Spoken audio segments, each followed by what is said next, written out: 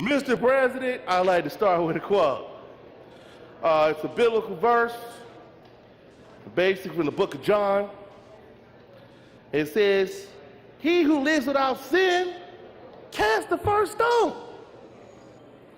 Mr. President, I rise to oppose this discriminatory legislation that would keep children in need out of safe and loving homes and prevent worthy parents from having families. Hold on a minute. This is my no vote explanation.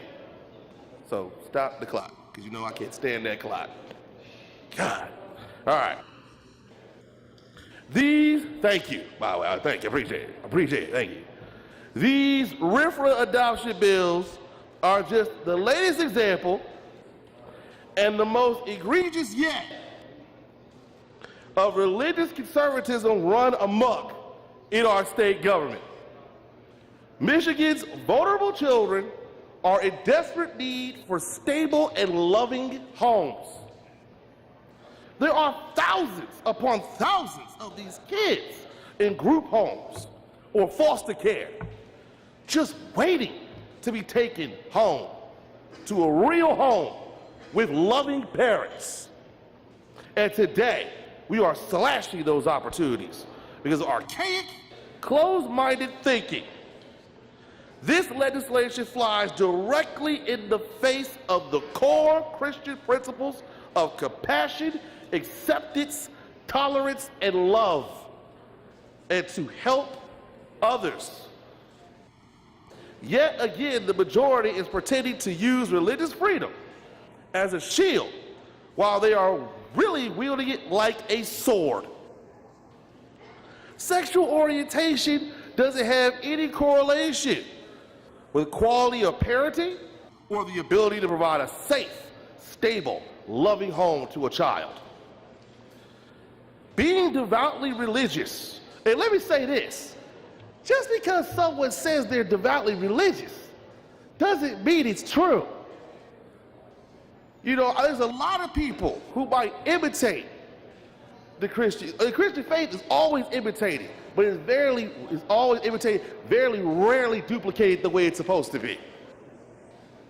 Just because someone says they wear the breastplate of righteousness, the helmet of salvation, the sword of the Spirit, the belt of truth, their feet shod in the gospel of peace, just because they say they fight in the army of El Shaddai, doesn't mean it's true. There's a lot of pretenders out there. There's a lot of fakers out there. And if there weren't fakers and haters, we would not have heard about the most famous family in America, the Duggars, who allowed one child to continually abuse and victimize the others. That is not godly, and it's not part of the Christian faith. The Old Testament is about order, yes, but the New Testament is about grace. Where is the grace? Where is the tolerance? Where is the love? Where is the humanity for our people? That's what God said. He who lives without sin, cast the first stone. So these bills are not about protecting kids. They're not about finding loving homes for kids without a family. My colleagues will say this is about freedom, but it's not. This is not about freedom. It's about discrimination, and unfortunately, it's about hate. It's not about helping certain organizations. It's about hurting certain people. It's not about protecting kids. It's about penalizing them. It's not about defending people's rights. It's about disenfranchising them. When these bills were in Senate committee, many religious leaders from various faiths testified against these bills.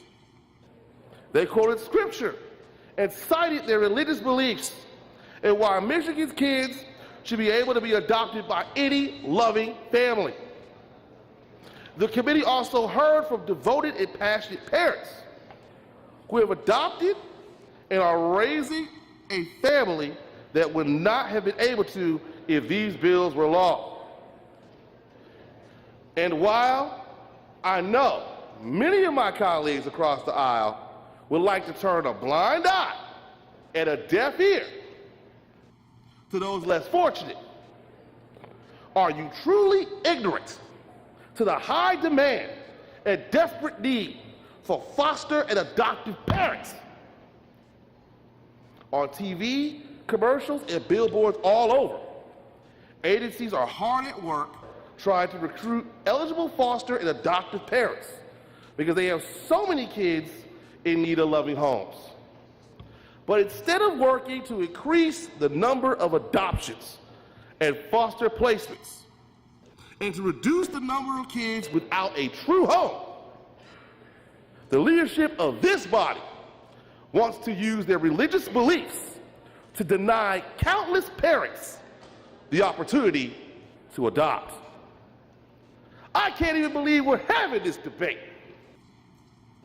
But I, for one, will be voting no on these bills, and I encourage all of you to do the same. Let's take a stand for righteousness. Let's be a government that has the Declaration of Independence in one hand and the Constitution in another.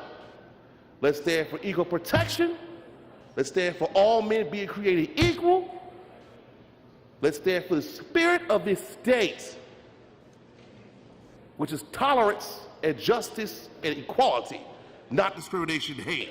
I ask that my remarks be printed in the journal. Thank you, Mr. President.